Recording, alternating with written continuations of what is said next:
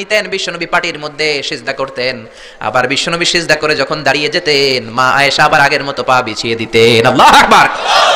কি ঘর ছিল, টাকা নাই, পয়সা নাই, দামি বিছানা নাই, ফার্নিচার নাই, জুয়েলারি নাই, অর্নামেন্টস নাই, কিন্তু বিশ্বনবীর ঘরের মধ্যে সুখ আর শান্তি আছে না নাই?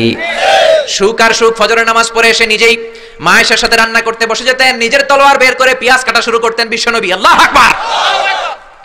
বিশ্বনবী গ্লাসের মা আয়েশা গ্লাসের যেই জায়গায় ঠোঁট লাগিয়ে মুখ লাগিয়ে পানি পান করতেন, ওই জায়গাটা খুঁজে খুঁজে বিশ্বনবী আবার ওই জায়গায় ঠোঁট লাগিয়ে পানি পান করতেন। কোন সুবহানাল্লাহ। আবার গোশত খাওয়ার পর বিশ্বনবীর স্ত্রী মা আয়েশা হাড্ডি চুষতেন, চষে ফেলে দেওয়া হাড্ডিটা বিশ্বনবী আবার হাতে নিয়ে চষা শুরু করতেন। আল্লাহু আকবার। কি শান্তি, কি সুখ। মা আয়েশাকে বিয়ে করার আগে মা আয়েশার চেহারাটা বিশ্বনবীর কাছে জিবরাইল এনে বলল, ইয়া রাসূলুল্লাহ আখবিরনি, আমাকে বলেন মেয়েটাকে দেখতে কেমন লাগে। বিশ্বনবী বললেন, কার মেয়ে? আপনার বন্ধু আবু বকরের মেয়ে। কেন এনেছো? আল্লাহ ডাইরেক্ট প্রপোজাল দিয়েছে, ডাইরেক্ট প্রপোজ করেছে বিয়ের জন্য। বিশ্বনবী বললেন, তাই নাকি? জিবরাইল বললেন, হ্যাঁ ইয়া রাসূলুল্লাহ, আমি হলাম বিয়ের ঘটক, আল্লাহ হলেন বিয়ের কাজী। বিশ্বনবী বললেন, তুমি যদি বিয়ের ঘটক হও, আল্লাহ যদি হয় কাজী, আমি মুহাম্মদ রাজি। আল্লাহু আকবার। বিয়ে হয়ে গেল। ঘরে দামি কিছু নাই, ফার্নিচার নাই, টাকা পয়সা নাই, কিন্তু বিশ্বনবীর ঘরের মধ্যে সুখ আছে না নাই? বিবিদেরকে এত ভালোবাসতেন, কোনোদিন মারামারি করেন নাই, যৌতুকের জন্য পিটান নাই, কোনোদিন গায়ে হাত তোলেন নাই। কোন ঠিক কিরা? এক একজনকে বিশ্বনবী প্রাণ ভরে ভালোবাসতেন। বিবিরাও বিশ্বনবীর কাছে আবদার করতেন, নানা ধরনের আবদার। বিশ্বনবী সেগুলো পূরণের চেষ্টা করতেন। আবার মাঝে মাঝে রাত্রিবেলা মা আয়েশার সাথে দৌড়াদৌড়ির প্রতিযোগিতা করতেন। কোন সুবহানাল্লাহ। সহিহ হাদিস, মা আয়েশা তখন চিকন ছিল। তাহাজ্জুদের সময় বিশ্বনবী উঠে মা আয়েশারে বললেন, আয়েশা, ও আমার কলিজার টুকরা হুমায়রা। মা আয়েশাকে আদর করে বিশ্বনবী হুমায়রা বলতেন। হুমায়রা মানি যেই মহিলা রেগে গেলে, খুশি হয়ে গেলে, রাগের চোটে, খুশির চোটে দুইটা গাল আনার ফলের মতো টকটকে লাল হয়ে যায়। কোন সুবহানাল্লাহ।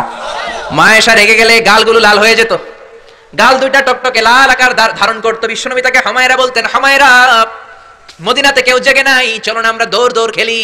মা আয়েশা মহা খুশি, কারণ সব বিবিরাই চায় স্বামীরা একটু রোমান্টিক হোক। কোন ঠিক কিনা? সব বিবিরাই চায় স্বামী আমার দিকে স্পেশাল নজর দেখ। সব বিবিরা চায় স্বামী আমাকে নিয়ে পারলে একটু রেস্টুরেন্টে ঘুরতে যাক, স্বামীরা পারলে আমার একটু বেড়াতে নিয়ে যাক। এরকম আবদার বিবিদের কাছে আছে না নাই? কিন্তু এমনও অনেক স্বামী খুঁজে পাবেন, বছরের পর বছর যায়, বিবিরে সালামও দেয় না, আছে না নাই? খিটখিটে মেজাজ দেখায়, ধমক দেয়, আবার যৌতুকের জন্য পিটায়, আছে না নাই? জোরে বলেন, আছে না নাই? শয়তান দিল যৌতুক, কোরআন দিয়েছে মোহর। আমরা এখন মোহর ছেড়ে দিয়ে যৌতুকের পেছনে হাঁটি। জোরে বলেন ঠিক কিনা? যৌতুকের চেয়ে জঘন্য অপরাধ সমাজে নাই। কুকুরের গোশত খাওয়া যত গুনাহ, যৌতুক তার চেয়েও বেশি গুনাহ। ঠিক কিনা? কুকুরের গোশত খেলে একটা গুনাহ হয়, হারাম খাওয়ার গুনাহ হয়, কিন্তু যৌতুক খেলে দুইটা গুনাহ হয়। এক হলো হারাম খাওয়ার গুনাহ, দুই হচ্ছে শ্বশুর বাড়ির উপরে জুলুম করার গুনাহ। জোরে বলেন ঠিক কিনা? মা আয়েশা বললেন, ইয়া রাসূলুল্লাহ, আমি দৌড়াদৌড়িতে রাজি। বিশ্বনবী বললেন, লেটস স্টার্ট দ্য কম্পিটিশন, চলো কম্পিটিশন শুরু করে। ওই যে মদিনার মসজিদের পাশে বড় একটা পিলার দেখা যায়, ওই পিলারের মধ্যে কে যে আগে ধরতে পারে, রে আয়েশা, চলো আমরা দৌড় দেই। বিশ্বনবী বললেন, ওয়াহিদ ইসনাইনি সালাতা, 1 2 3 লেটস গো, চলো দেই দৌড়। বিশ্বনবী অপেক্ষাকৃত মোটা ছিলেন, মা আয়েশা চিকন ছিলেন। মা আয়েশা দৌড় দিলেন, বিশ্বনবীকে পেছনে ফেলে ওই পিলার ধরে মা আয়েশা ফার্স্ট হয়ে গেলেন। কোন সুবহানাল্লাহ। মা আয়েশা মহা খুশি, খিলখিলিয়ে হাসছেন। বিশ্বনবী মুচকি হাসতেন। আমার নবী কখনো খিলখিলিয়ে হাসেন নাই, আমার নবী সব সময় মুচকি হাসতেন। মুচকি হাসলে বিশ্বনবীর ঠোঁটও দেখা যেত, হালকা একটু দাঁতও দেখা যেত। পরে আল্লাহু আকবার। সব সময় তিনি তাবাসসুম পছন্দ করতেন। বিশ্বনবী বললেন, ঠিক আছে, আনতিল ফাইজা, তুমি বিজয়ী হয়েছো। তার ঠিক 6 বছরের পরের ঘটনা। এই 6 বছরের ব্যবধানে মা আয়েশার আগের মতো চিকন নাই, মা আয়েশারে মোটা বানিয়ে দিয়েছে কে? আবার 6 বছরের পরে বিশ্বনবী তাহাজ্জুদের সময় উঠলেন, মা আয়েশারে ডেকে বললেন, আয়েশা, মদিনার কোনো লোক জেগে নাই, সবাই ঘুমিয়ে আছে, চলো আজকে রাতেও দৌড় দৌড় খেলি। মা আয়েশা বললেন, আমি রাজি, চলেন শুরু করে দেই। বিশ্বনবী আবার ওই জায়গায় যেয়ে দাঁড়ালেন, বললেন, ওই যে মসজিদে নববীর পিলার দেখা যায়, কে কার আগে পিলার ধরতে পারে? রেডি, আমরা শুরু করে দেই, 1 2 3 স্টার্ট, গো। বিশ্বনবীও দৌড়, মা আয়েশাও দৌড়, জনমের দৌড়, আইজও দৌড়, কাইলও দৌড়। কে কারে হারাতে পারে? বিশ্বনবী আগের মতোই আছেন, কিন্তু মা আয়েশারে মোটা বানিয়ে দিয়েছে কে? এবার আর বিশ্বনবী চান্স দেন নাই মা আয়েশারে। বিশ্বনবী ওই দিন আসলে ইচ্ছা করে হারেন নাই, মা আয়েশারে জিতানোর জন্য দেরিতে গিয়েছেন। কোন ঠিক কিনা? আমার নবী যদি শক্তি দিয়ে দৌড়ায়, নবীর সাথে কেউ দৌড়ে জিততে পারে না। জোরে বলেন ঠিক কিনা? মদিনাতে বিশ্বনবী যখন ঘোড়া হাঁকাতেন, সাহাবীরা বলতেন 1 মিনিটের মধ্যে, আধা মিনিটের মধ্যে বিশ্বনবীর ঘোড়া যে কত সামনে চলে যেত।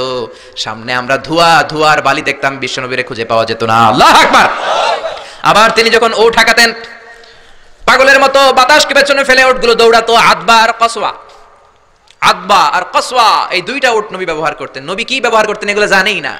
সালমান খান কোন ব্র্যান্ডের টিস্যু দিয়া টয়লেটে যায় এটাও জানে। কোন নায়ক কি করে, সাকিব আল হাসান কোন ড্রিঙ্কস খায় এরকম মাসেল বানাইছে সবার মুখস্থ আছে না নাই? এরপরে মাশরাফি কেমনে পেস বল করে ওই প্র্যাকটিস আছে না নাই? কে কেমন কি করে সব মুখস্থ, কিন্তু নবীরা কেমন চলতেন, নবীদের সুনান কি ছিল এটা আমাদের জানা নাই। জোরে বলেন ঠিক কি না? বিশ্বনবী যদি দৌড়ের মতো দৌড় দেয় কেউ পারে না, এমন শক্তি আল্লাহ বিশ্বনবীর মাসলের মধ্যে দিয়েছেন। কাউরে একবার ধরলে খবর আছে না নাই? মক্কার সবচেয়ে বড় কুস্তিগিরের নাম হলো রুকানা। রুকানার সাথে কুস্তিতে কেউ পারে না। সাহাবীরা বললেন, ইয়া রাসূলুল্লাহ, ইয়া হাবিবাল্লাহ, কোনদিন আপনি রুকানার কাছে যাবেন না, কেননা রুকানা হলো সবচাইতে বড় কুস্তিগির, রুকানা কুস্তি দিলে আপনি পারবেন না। কিন্তু বিশ্বনবীর দাওয়াত তো কোনো গুটি কয়েক মানুষের জন্য নয়, সবার জন্য, ঠিক কি না? সবার জন্য দাওয়াত দিতে হবে। বিশ্বনবী ফজরের নামাজের পরে সাহাবাদের চোখকে ফাঁকি দিয়ে রুকানার কাছে চলে গেল। রুকানার কাছে যেয়ে বলল, ইয়া রুকানা আসলিম তাসলাম, ইসলাম ধর্ম গ্রহণ করো, শান্তি দিবে কে? রুকানা বলে, ধর্ম গ্রহণ করব না, একটা শর্তে করতে পারি, কুস্তিতে মুসারাহাতে যদি আমাকে হারাতে পারো, আমাকে যদি কুস্তি খেলে হারিয়ে দিতে পারো, তাহলে আমি কালিমা পড়ে নেব। বিশ্বনবী বললেন, আমি তো কুস্তি লাগি না, আমি কাউরে মারি না, তবে জাহান্নামের মাইর থেকে বাঁচানোর জন্য আমি এসেছি। বলেন ঠিক কি না? রুকানা বলে, না না, আমি রাজি হব না, আমাকে হারিয়ে দিতে পারলে তবেই আমি কালিমা পড়তে রাজি। বিশ্বনবী দয়ার নবী, মায়ার নবী, একটা লোক যদি জাহান্নামের আগুন থেকে বাঁচে, এইটা বিশ্বনবী বেশি বেশি চাইতেন। বিশ্বনবী রাজি হয়ে গেলেন। এবার কুস্তি লাগার পালা। রুকানা একটা হাফ প্যান্ট পরে পজিশন নিচ্ছে। রেসলিং খেলা দেখেন নাই? ডোনাল্ড ট্রাম্পের ট্রাম্প টাওয়ারের ভিতরে এটি খেলে, গায়ের মধ্যে তেল মেখে কুস্তিতে পজিশন নিচ্ছে। বিশ্বনবী পজিশন নেয় না, রুকানা লাফায়, আমার নবী লাফায় না। বিশ্বনবী রুকানারে ডেকে বলল, রুকানা লাফাও কেন? রুকানা বলে, এই খেলা খেলতে হলে সবার লাফাতে হয়, তুমি লাফাও না কেন? মুহাম্মদ তুমিও লাফাও। বিশ্বনবী বললেন, আমি লাফালাফি পছন্দ করি না। আমার নবী সেলাইবিহীন লুঙ্গি ব্যবহার করতেন। সেলাই ছাড়া লুঙ্গি পরে যদি কেউ লাফালাফি করে, বাতাসে সতর খুলে যাওয়ার সম্ভাবনা আছে না নাই? বিশ্বনবী লাফালাফি করেন না, দাঁড়িয়ে আছেন। রুকানা বলে, মুহাম্মদ তুমি আগে বক্সিং মারো। বিশ্বনবী বললেন, আমি কাউরে মারি না, কারণ আমারটা খাইয়া হজম করার যোগ্যতা কারো নাই, ঠিক কি না? বিশ্বনবী বললেন, আমি মারবো না, তুমি মারো। রুকানা বলে, তুমি মারো। রুকানারাও রাজি করাতে পারেন না। বিশ্বনবী বক্সিং মারেন নাই। বিশ্বনবীর মুবারক ডান হাতটা নিয়ে রুকানার বাম কাঁধের মধ্যে টাচ করে বিশ্বনবী বললেন, ও রুকানা, এত লাফাও কেন, এত লাফাও কেন? বিশ্বনবী ডান হাত দিয়ে কাঁধের মধ্যে ধরতে দেরি, মুহূর্তের মধ্যে রুকানা বেহুশ হয়ে যায়। আল্লাহু আকবার। সবাই রুকানার মাথার মধ্যে পানি ঢালে। পানি ঢালে হুশ করে বলে, রুকানা তুই তো বড় শিয়ানা।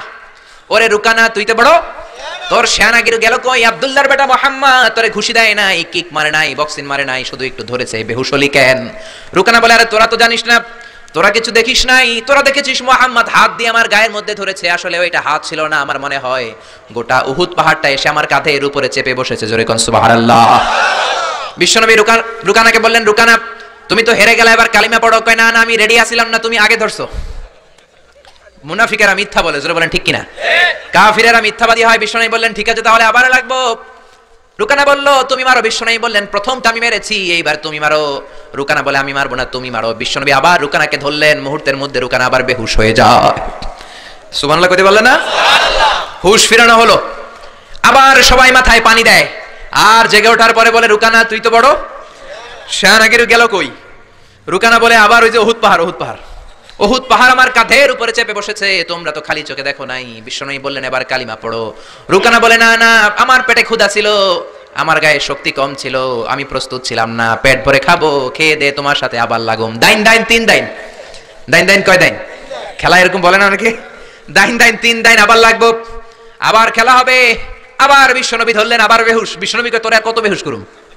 এজন্য আমার নবীর গায়ে শক্তি আছে না নাই? মা আয়েশার সাথে যদি বিশ্বনবী প্রথমবার জোরসে দৌড় দিতেন, কোনোদিন মা আয়েশা পারতো না। মা আয়েশারে জিতিয়ে দেওয়ার জন্য ইচ্ছা করে আস্তে দৌড়েছেন। এবার দ্বিতীয়বার যখন দৌড়ের পালা, মনে আছে তো না ভুলে গেছেন? বিশ্বনবী বললেন 1 2 3 দৌড় দাও। মা আয়েশাও দিলেন দৌড়, বিশ্বনবীও দিলেন দৌড়। এবার মা আয়েশাকে আর চান্স না দিয়ে বিশ্বনবী দৌড়ে যেয়ে পিলার ধরলেন। এবার আর মা আয়েশার মুখে হাসি নাই, এবার রেগে আছে, একেবারে গড়গড় করছে, রেগে জিততে পারে নাই। হেরে গেলে মেয়েদের একটা আলাদা রাগ আছে না নাই?